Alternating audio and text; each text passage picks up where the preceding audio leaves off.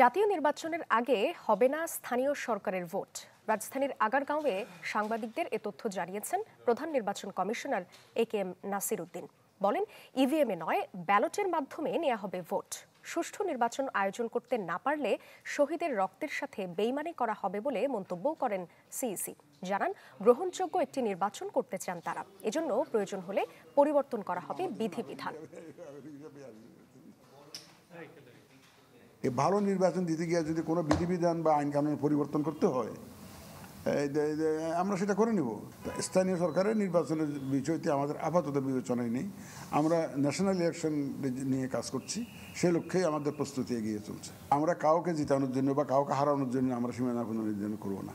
আমরা ইভিএমের বিষয়টি জাতীয় ইলেকশনে এই জন্য ইভিএম চিন্তা করছি না এখন, কারণ নানাবিধ সমস্যা আছে, এগুলো ডিফারেন্ট টেকনিক্যাল ম্যাটার্স, অনেক বিষয় আছে।